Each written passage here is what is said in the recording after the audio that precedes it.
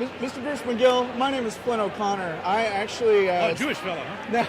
It's funny, actually, you're talking about your UT theater experience. My father went to school with you. Really? George O'Connor.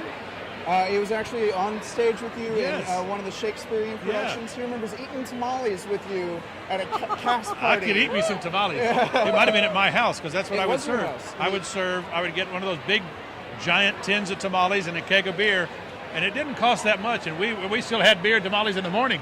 Yeah. Oh, tell him hello. I definitely will. I just want to say I've followed your career, honestly, my whole life, because he spoke so highly of you, and you had such a grasp of theater. How really has that translated into film, your business of film? Well, you want to get a little technical about it. The only thing that's alike in film acting and stage acting is the little germ of truth of that bit of human behavior.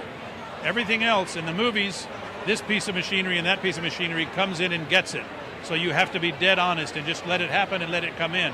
In the theater, it's your responsibility. There is no machinery. It's your responsibility to throw it out there and to make sure, without offending the front row, that you reach the back row. And that's tough. But it's not as tough as looking like a real person on camera, because the camera is right there.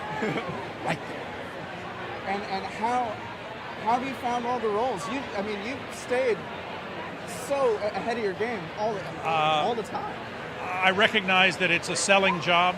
The acting is, what I love to do and I enjoy.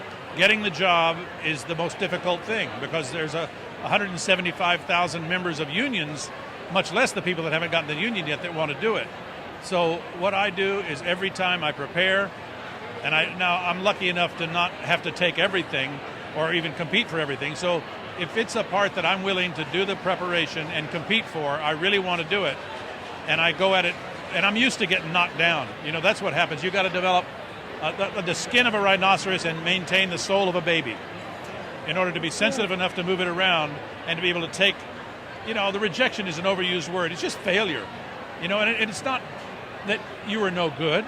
It's that you weren't the guy.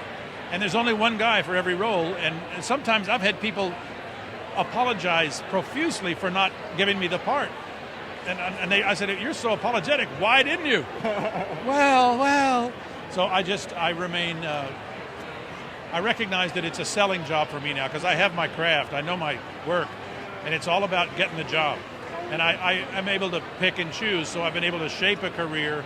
And I stayed out. I don't do a lot of this, and I've stayed out of the public eye, so they don't know me that well, and they can more easily believe me as a different character. And that's just strategy. Also, I don't have a great hunger for this. I don't mind it, but it doesn't sustain me. Right. Ribs and brisket sustain me. Well, you're in the right place for that. Oh, yeah, I am. Thank you Okay, so my much. pleasure. Say hello to George. I will. I definitely will. Thank you. Oh, what a great idea. There you go. My wife has a train. I got to watch her. I'll knock her down. And congratulations on tonight, Thank man. you, buddy. Yeah. Rick?